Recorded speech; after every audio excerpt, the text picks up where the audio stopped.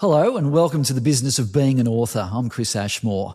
As a commercial author, ideally, you're using your book as collateral to sell your products and services.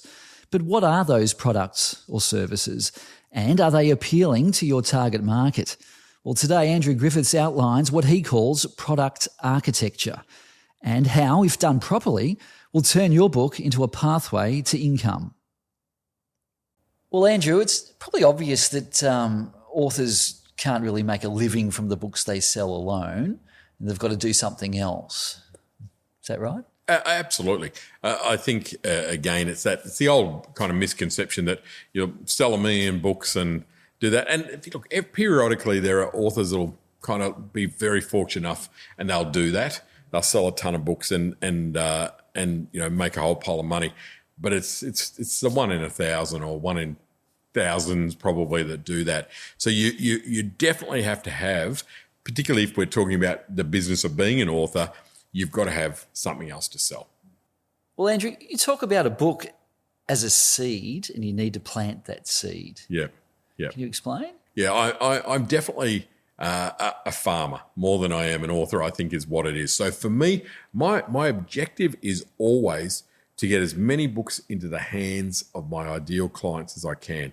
And that means that my goal is not to try and make $3 in royalties from selling a book. It's to turn every book into a $10,000 project, whether it be a speaking project or a coaching project or whatever it might be. I pick that number randomly, but I know the more books that I have out there, the more opportunities that come back to me. And that's why I have a very proactive approach to leveraging books, to sending books out, to giving out books, to really making that a philosophy. But that only works if you've got products to sell. And this is where many authors come undone. They've got a great book, it works, but there's nowhere for someone to buy something else from them. Like where do we go now? I love your book, Chris. It was great. Oh my God, I want more. Okay, I can listen to your podcast, great, but I want more. Can I work with you? How do I do that? If there's nothing there, then the client looks for someone else. They move on because they want either to do a program or to get coaching or whatever it might be. This is why the product architecture that we're talking about is the critical piece in the business of being an author. Right. Well, what is that product? What is product architecture is probably a good question. It's one I rattle off because I'm talking about it all the time. But we can kind of make products, right? We can make stuff that we sell. So I can do an online course and I can do a 3-hour masterclass. I can do a 12-month thing. It's product architecture is developing that in a strategic way that actually encourages people to buy what it is that you're selling. A lot of authors start to realize, well, I need to have something to sell. And they start to do this scattergun approach of I've got that, I've got this, I've got that. Okay. And it's a bit all over the place. So as a customer, well, what do I buy? What's my pathway through? Like it's a little bit confusing. It makes it kind of difficult for people to actually buy because there's no really clear, obvious entry point, but also it doesn't follow a logical step and or a logical kind of path. So that's one of the key elements. So for me, there's a couple of things that I'd pull out of that as well. Whenever I'm writing a book that, again, I'm using as a basis of my business, I develop my product architecture for the book before I actually do the book. So I know that, okay, and that also helps me determine whether or not I write that book. So I have what I call like a wheel of fortune. And it's like, okay, if I write that book, what could I sell off the back of it? So I could sell online courses, I could sell coaching, I could sell group coaching, I could sell workshops, I could sell a keynote, I could sell a retreat in Bali, I could sell, a masterclass, I could sell all of those things. Doesn't mean I will sell all of them, but it tells me that my book has enough commercial opportunity. That's a critical thing. I can sell enough other things off the back of the book that actually selling it to make $3 is certainly not the outcome, but I've got enough potential products. Unless I can tick 10 of those boxes, I won't write the book. It's not commercially realistic enough for me when I'm a commercial writer. So first and foremost is looking at that, does the book have enough commercial opportunity around it? So, that's an interesting one. So, and that's exactly like my last book. Someone's got to be the most expensive. Why not make it you? Before I wrote it, I worked out, I've got to have an online course. I have a special coaching program. I had a masterclass. I did keynotes. I did workshops. All of those things, again, tell me that that's enough of a commercial book for me.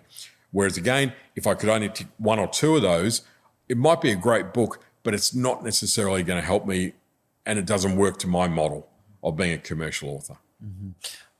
Stupid question time, a bit of the chicken or the egg. Do you tell your clients these are the things that I can offer, or do you wait for them to ask you, can you do a presentation? Can you do a workshop? Or is it a bit of both ways? Probably a bit of both. I think, again, I make it easy for people to know what the next step is. I think it's actually a big part of the process now. I think that's how the world has evolved a little bit. When people engage with an author, they want to know how they can actually, almost at the beginning of reading the book, they want to know what else I could do, and I think that's an interesting kind of, an interesting piece of how the whole product architecture has evolved. And certainly, I think that you would kind of publicize all of what you have available on your website.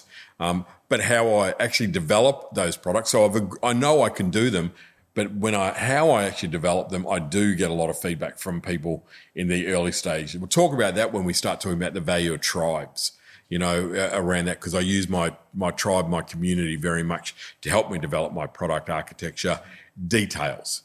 If I'm going to do a masterclass, what would you want? If I was going to do a retreat in Bali, is that something that you're interested in? So I'll talk about that because that's an interesting approach. But in developing the products and actually getting my product architecture together, the main thing I think that is important for those commercial authors out there that are listening or watching is this whole idea of you got to understand you've got to have enough product to sell. Otherwise, how are you going to be successful? How are you going to make money in your business? So when I'm working and coaching an author around this kind of stuff, when I'm helping them to set up their business, this is kind of where we start. Well, first of all, we work out if their book's up to the job, but then we've got to go, well, what are you going to sell? And you go, oh, well, I've got an online program. Go, no one gets rich on online programs.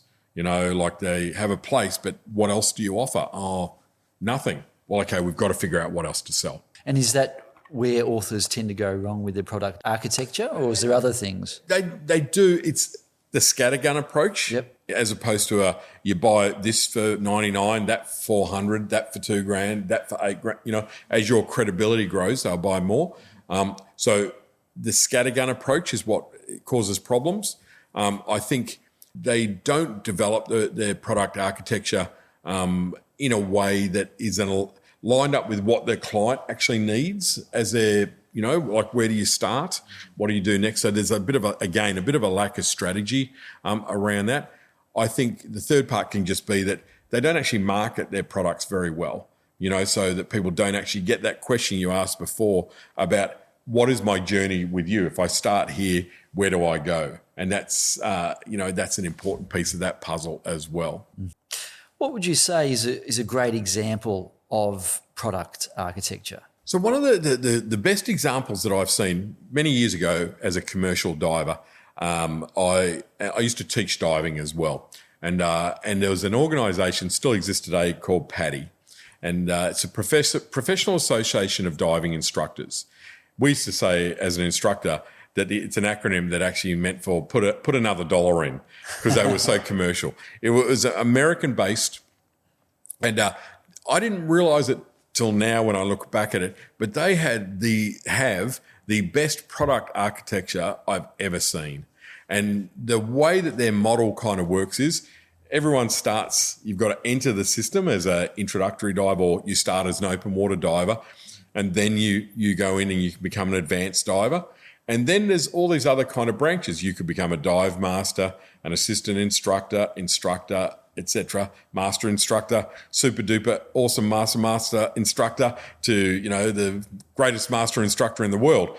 But then they have like specialty courses, another arm you could go down, deep diving, ice diving, etc. Then there's another like first aid diving and rah. So they have all of this product architecture that is built on. You start here and you work your way through their system. If you want to become a professional, there's a professional arm. If you've got a specialty, like as in technical diving, you go to another arm. If you're an underwater naturalist, there's underwater photography, seafood cooking, like all of the rest of it. Their product architecture is genius. And they've worked on the understanding that people generally, like, the old Scouts things in Cubs and Girl Guides, we want to collect the next badge. We want to do the next logical course.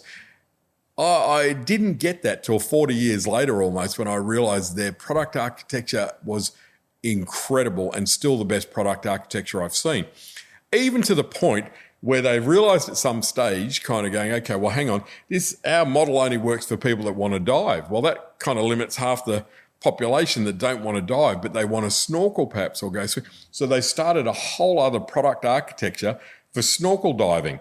And, there's like 20 or 30 products in that. It's like they've got 200 courses that you can do. And it is pure genius in terms of product architecture. And again, it works so wonderfully well that to me is what I look at every time. And I look at any kind of, so I have a book, I have a product architecture around it, which starts here and will go through, to, get more involved, deeper, et cetera, as you move through it.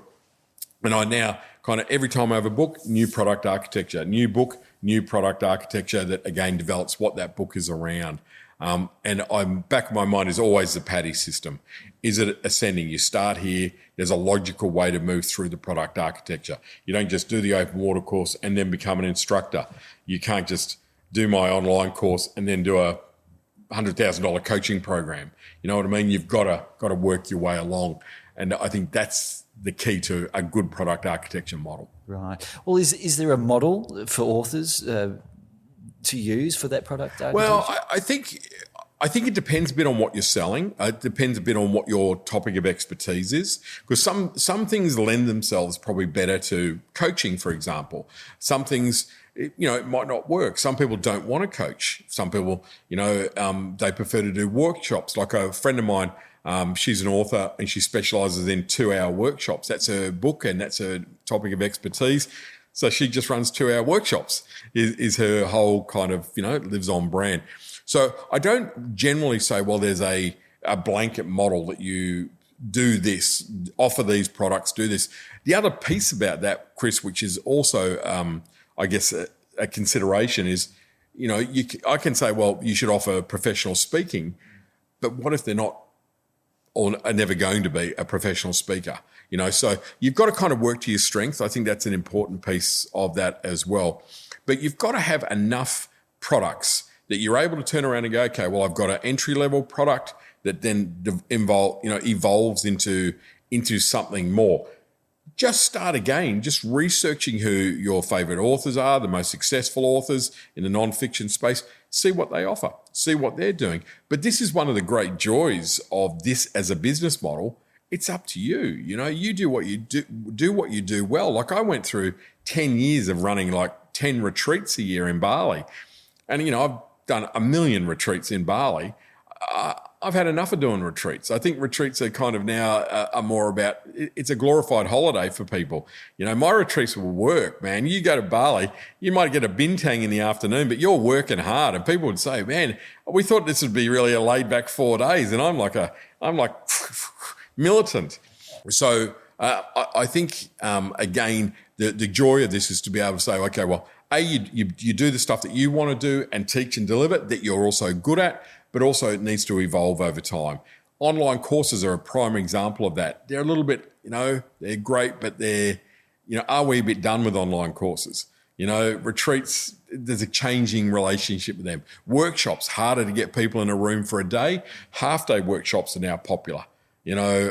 Coaching is very popular. People like coaching, particular on difficult topics where you need specialist knowledge. So again, there isn't a cookie cutter approach to developing products, but there is a cookie cutter concept. You've got to offer enough products, so that your customers can move through your product suite. You've got to work to your strengths. If you're not good at speaking, don't market yourself as a speaker. If you hate doing coaching because it's hard work, then don't offer coaching. Don't feel like you have to do it. Do what works for you by being aware of what kind of products are available. I'm working with a guy at the moment, and lovely guy, and he's literally a new author, and we're developing what his product architecture is. He's never done a workshop in his life, never done speaking in his life. So we've got to go back a step and go, okay, well, put on a workshop and see if you do a good job, see if you like it, see if it's, build it around that. I think it's an interesting process for me as well, because all the things we're trying to do, he's never done any of them. And I kind of like his ambitiousness, but again, you've got to be able to deliver. So, we're learning that as we go. Well, it's a big thing. It's a lot of work to plan for these programs, these offerings. It is. Where do you start? I think, again, with the product architecture, the place that I would start is, like everything I kind of talk a bit about really, Chris, do your research. Think a bit about what could I actually deliver. Doesn't mean I will, but what could I? Then you've got to say, okay, well, what does my community want? So, I could be teaching about business of being an author and, running retreats in Afghanistan. And people are going, well, I don't really want to go to Afghanistan to do a retreat. So I can offer all the products in the world, but all the retreats, but no one wants them. So it's like, okay, so do your research on what you could do, then figure out what your audience wants, and ask people, what do you need, et cetera. Then figure out, what can you do, as well. So, again, thinking a little bit about it, then you start to go, right, now I start to build my products. Because I know it's that point again, if you don't like doing coaching, what is the point of doing a coaching program? If you don't like doing workshops, if you don't want to be a speaker. Alternatively, if you do like the idea of doing those things, but you're not sure how to do them, you need to learn how to do them. You need to figure out how to go about them. But I think I'd say don't be overly ambitious. If your book is coming out, start simple. Maybe you have an online program is a nice, it's a $100 thing that people can do. It can be simple, but it's the book plus one. You might do a masterclass as a group thing where you might say 10 people, it's $500 each or something, and it's a 3-hour online masterclass where you're going to dive deeper into the book, in certain elements or whatever angle it might be. It's, nice taster. Then it might be, if you do the masterclass, I've got a 6-month group program that then you can move into. The key is that when I've done that, the logical thing is to do this. Then the logical thing next is to do that. There's a pathway for your clients. Now, I've noticed also, like I used to do a lot of speaker training and teaching speakers, and I've kind of pulled back a bit from that now because I'm really focused on my author training and my author coaching, etc. But I trained a lot of people that did like a 1-day speaker training, and then they did a come to Bali for a 4-day speaker training, and then I did like a 6-month coaching program. But then I kind of stopped. I didn't do more stuff after that, and I kind of exhausted my community as well, because they start looking for elsewhere to get their speaker training because I stopped offering a pathway for them. So another kind of key to this, and this is a bit more longer term thinking, but we've always got to be developing what's next. So for book writing coaching, I've been a book writing coach for donks, etc. And most of my emphasis was around teaching people how to write a world-class book that they can use to build their business. Now I'm adapting and evolving into the other part of that, teaching people how to build a business as an author. So all of my audience have told me that they want to know how to do this stuff. So it's that evolution piece for me as well with my product architecture into the next part of my business, constantly adapting and evolving. Interesting. Well, Andrew, before we go, any action points for people to take away? I always have 3 key points, I think. So I think the first one I would suggest is to start simple. I think, we've spoken a bit about these grandiose, product architecture plans and rah. And it's very easy for people to go, oh God, it's too much, right? Start simple, have a simple online course, have a simple kind of masterclass, have a simple coaching program, do 5 coaching. Start simple. That again, if you really are quite new to this, some people might have, it might be a bit further down the line. They might already offer coaching and all kinds of things. But the key is to, again, start wherever you're comfortable, but don't do random products all over the joint. And I see a lot of people doing this. That doesn't really, it works a little bit, but it doesn't work long time. Remember, you're building a path. Think about it like that. Someone who does that, they're evolving. And it's important to also think that generally you have a framework. Like I have a framework for the business of being an author, my drivers that we're talking about. That can be done as a podcast episode. That could be done then as a online program. That could be done as a masterclass where I use the same framework, but I'm just going deeper. A 6-month coaching program, 12-month coaching program, I can keep adding to it rather than kind of doing this. So that's the key. Number 2, I'd say, get your first couple of products really smart. If you're going to do an online program, make it a really good online program. Don't just whatever kind of approach to it. Quality. Again, differentiate yourself, because if your online program is crap, they're not going to take the next step.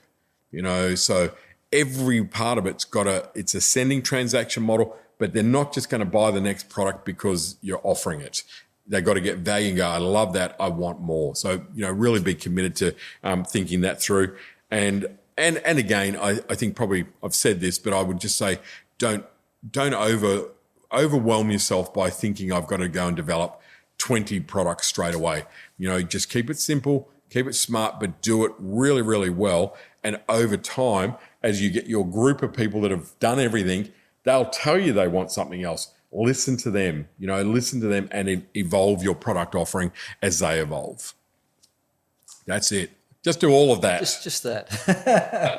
Thank you, Andrew. Thanks, Chris.